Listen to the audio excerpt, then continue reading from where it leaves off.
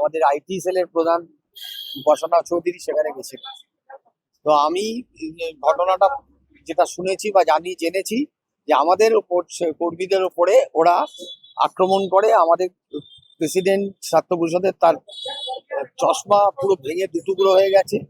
উপাসনাকে মেরে তার mobile phone নেওয়া হয়েছে। কলেজের গেটে বিজেপির এবিপির ছেলেরা মেরেছে, বিজেপির লোকেরা মেরেছে। তার বেদি ভেঙে দিয়েছে, শহীদ বেদি ছিল, ফ্ল্যাগ ছিঁড়ে দিয়েছে।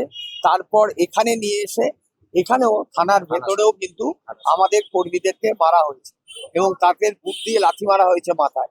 সেই অভিযোগ ওরা আমাদের কাছে করেছে।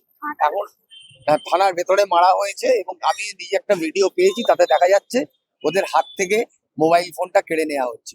তো এই অবস্থায় দাঁড়িয়ে আমরা আলোচনা প্রশাসনের সঙ্গে করব।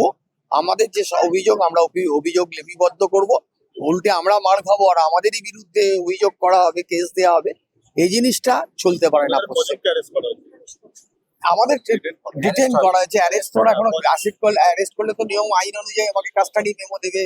ডিটেন করলে সেটা আটক করে সেটা পুলিশের ডিসিপ্লিন হতে পারে। কিন্তু আমরা কাউকে কোনো জায়গায় আক্রমণ করিনি, আমরা মার খেয়েছি, উল্টে আমাদেরকে আটক করে আটকানো হয়েছে। এইটা চলতে পারে। তরফ থেকে বলা হচ্ছে যে তৃণমূল ছাত্র পরিষদ তারা ডিম ছুঁড়েছে, এক দুই হলো তারা নাকি সেখানে গাজরি করতে গেছিল এবং পতাকা, এই পতাকা তারা নিজেদের পতাকা তারা লাগাচ্ছিল, সেই নিয়ে গন্ডগোলের সূত্রপাত। না, আমি বলছি আশুতোষ কলেজে এবিপির কোনো সংগঠন আছে বলে আমার জানা নেই, কারণ ওই কলেজের অনেকদিন আগে আমি পড়াশোনা করেছি। বর্তমানেও যারা পড়ে তাদের থেকে জেনেছি ওদের কোনো যা করেছে ওরা বাইরে থেকে লোক এনে করেছে, যাদের সঙ্গে শিক্ষা জগতের কোনো সম্পর্ক আছে বলে আমার জানা।